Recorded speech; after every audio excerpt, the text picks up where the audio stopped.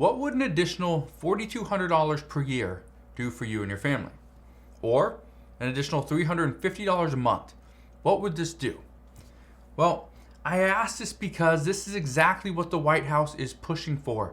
They want an additional stimulus payment in all of 2023.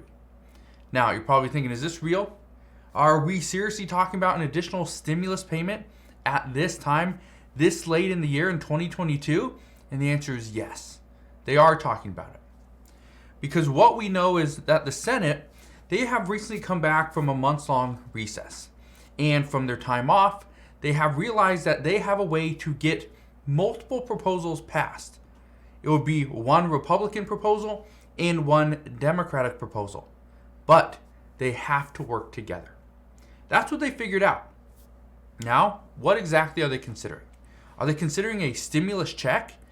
Well, in a sense, yes. They are considering a monthly payment. Democrats want to pass a version of Senator Mitt Romney's child tax credit payment. This would actually amount to $4,200 per year for any child under the age of 6.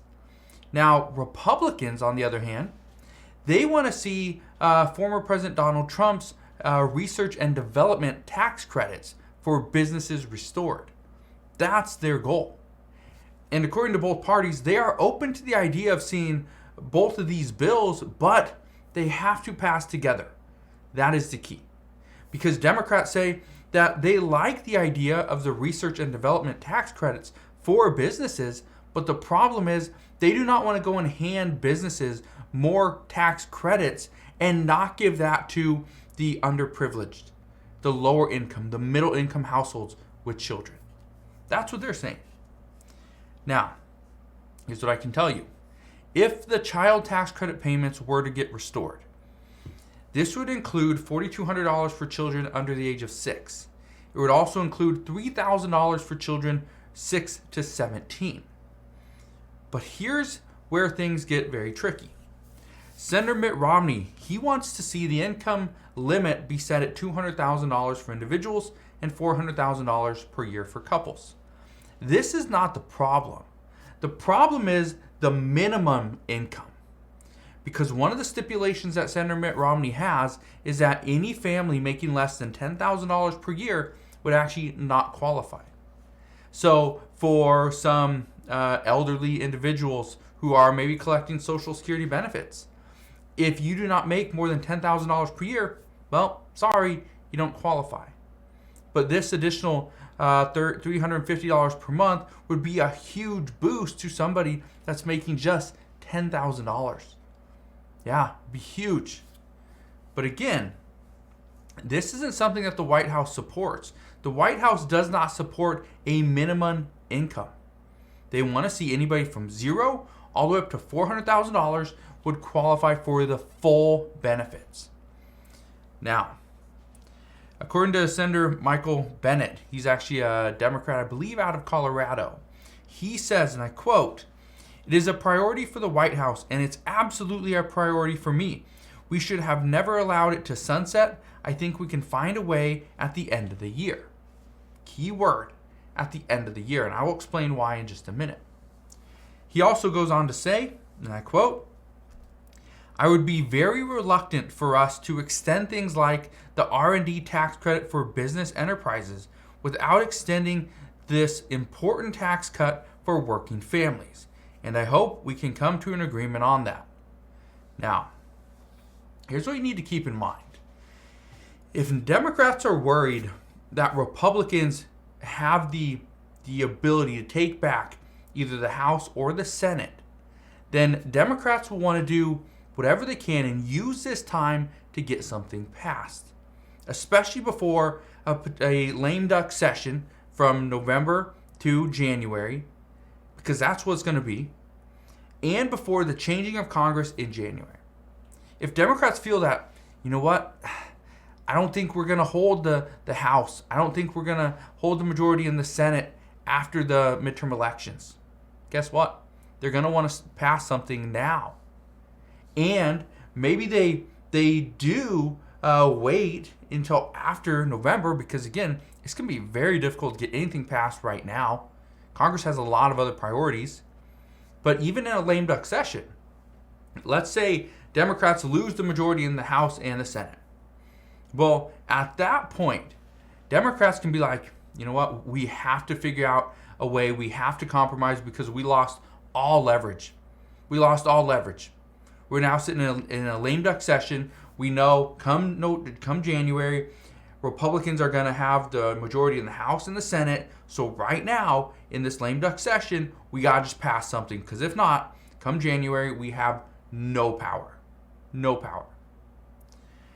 Now, that's the difference between them and Republicans. Because Republicans know they don't really, there's not a high chance that they have less power than they do right now. The only way Republicans would have less power is if Republicans were to lose 10 seats in the Senate. That's it. Because then Democrats would have full control. They would have the 60 votes. They could pass anything that they want. But that is very unlikely.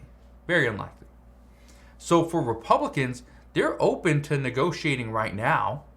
Because again, if Democrats are willing to give them something, and Democrats are willing to, bring down, Democrats' own asks, then why not, right? But as far as Democrats are concerned, they would, and again, this is where it's frustrating for them, they were only able to pass $740 billion of the Build Back Better Act. And that was passed through the Inflation Reduction Act. If you remember, this bill was originally set at $3.5 trillion. Okay? Huge difference. So there are a lot of priorities that Democrats want to get included before they don't have the majority in the House or the Senate. But also keep in mind that getting something done before this election is going to be highly unlikely because Congress has so many other priorities that they want to include. But the goal here, according to Senator Michael Bennet, he says, and I think we can find a way at the end of the year. That is key. By the end of the year. So sometime between November and December is kind of what he's thinking. And again, keep in mind that Congress will be away for a recess, for a week-long recess, I believe, or maybe it's 2 weeks for Thanksgiving, right? They'll be away for Christmas, right? We know that. So that's the tough thing is when can we fit it in? Now, one thing I just want to say is this has a good chance of passing because there's two things that have to come. One is the research and development tax credits for businesses. The other one is the child tax credits for families. Okay? So both of these are almost combined. We have to almost put these together. But this is what the White House wants.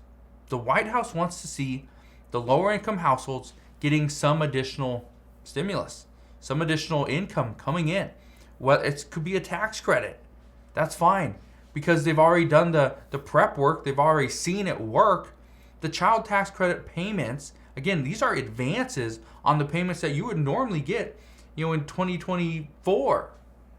So in 2021, we got child tax credit payments. Guess what? It was an advance on the payments that we would have received in 2022. Well, it's the exact same thing. So if we get these child tax credit payments come 2023, guess what? That means in 2024, we don't get the child tax credit payment when we file our federal income taxes. It's just an advance. That's all it is. Okay? But again, the White House is demanding more stimulus payments in 2022. They want to see this happen in 2023. And chances are, it will happen. Chances are it will happen. I don't want to come out and say that, hey, it's going to happen, 100% chance. That's not the case. There's a good chance this is going to happen because they are tying it to the research and development tax credits. And this is what businesses want and need, especially at this time. So, as we get more information as to what's going on here, if this really has some room to pass, I promise I'll fill you in on all the latest news and updates. Again, just want to thank you guys for watching. Have a wonderful rest of your day. Consider subscribing, and I'll see you guys on the next one.